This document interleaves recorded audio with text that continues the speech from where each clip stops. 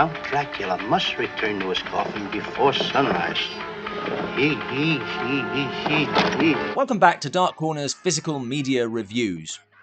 We're looking at yet another ViaVision Blu-ray box set, the Abbott and Costello Horror Collection. Straight man Bud Abbott and comic Lou Costello teamed up around 1936 in burlesque, and their 20-year association would bring burlesque comedy to radio, television, and, of course, film.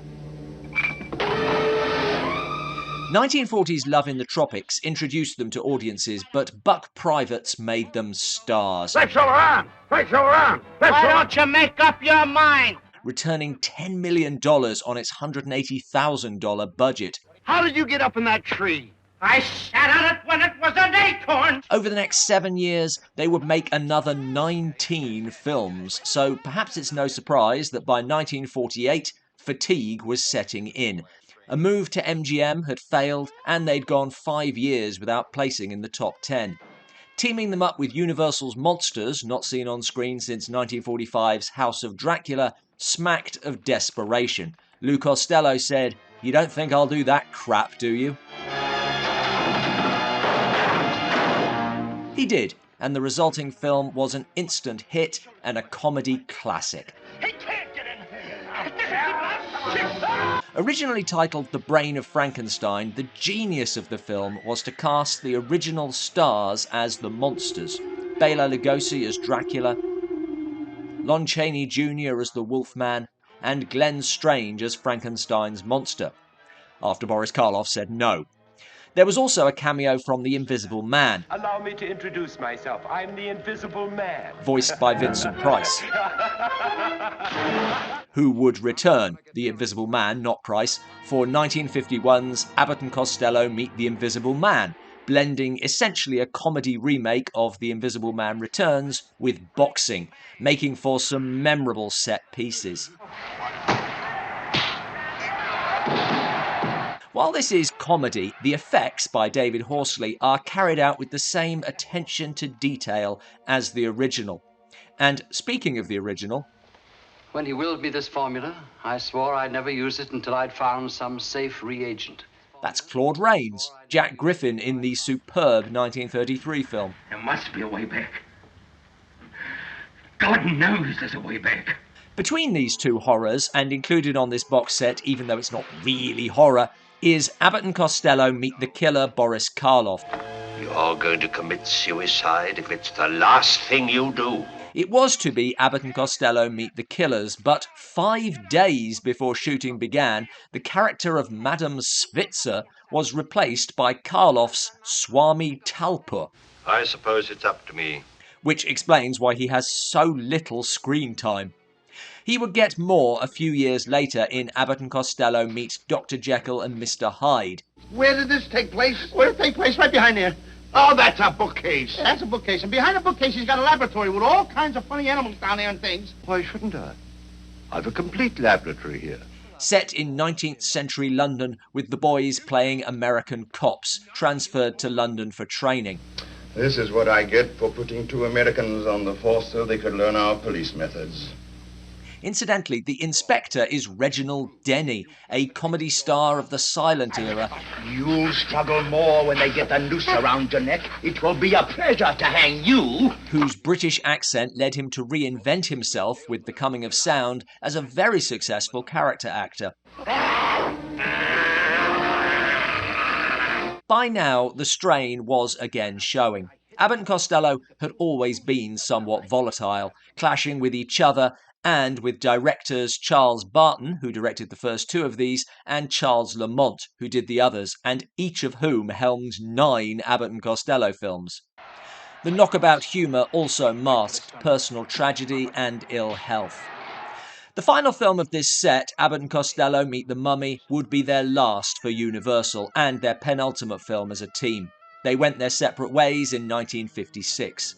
It is the weakest of this batch, the furious antics starting to feel tired.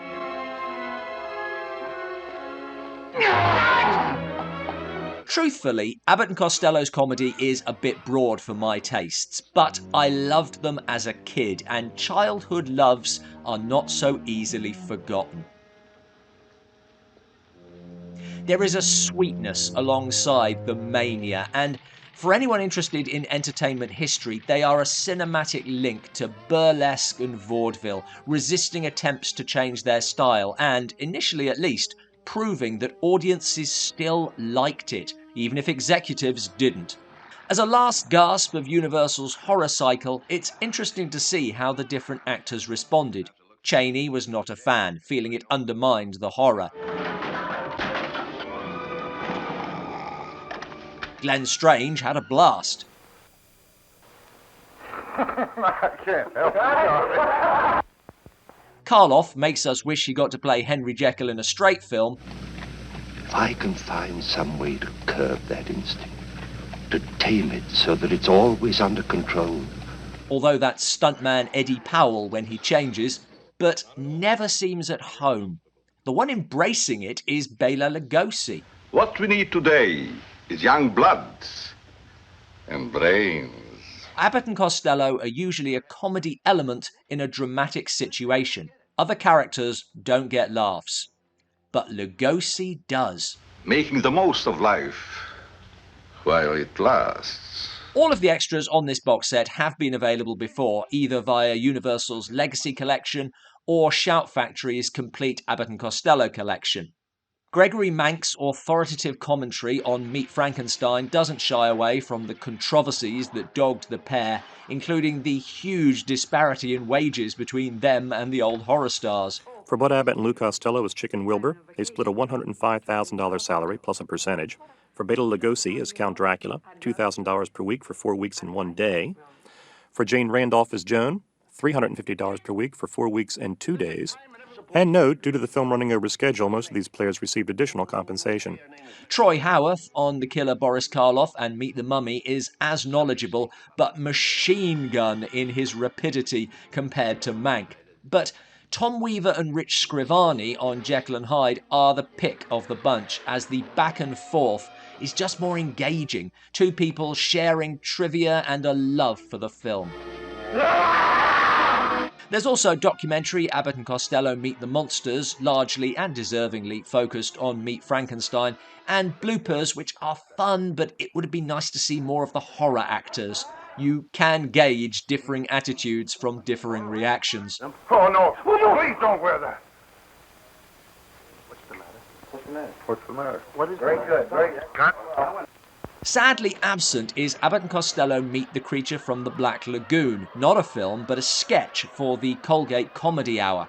Feels like a glaring omission. For Abbott and Costello devotees, these films are not the duo at the peak of their powers. Some call Meet Frankenstein their last great film. Who screamed? You did. I did. But they are by far the best known of the 36 films they made in just 16 years. Oh! Don't be afraid. He won't hurt you. Like all comedy, Abbott and Costello split people, but the horror element gives another reason to watch, keeping them alive for another generation. Their comedy has gone in and out of fashion, but the horror never seems to. So it keeps Abbott and Costello alive too. He thinks I'm Dracula.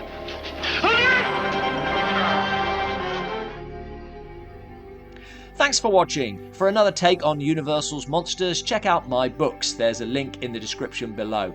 Are you an Abbott and Costello fan, and where do you land on these films? Let us know in the comments below.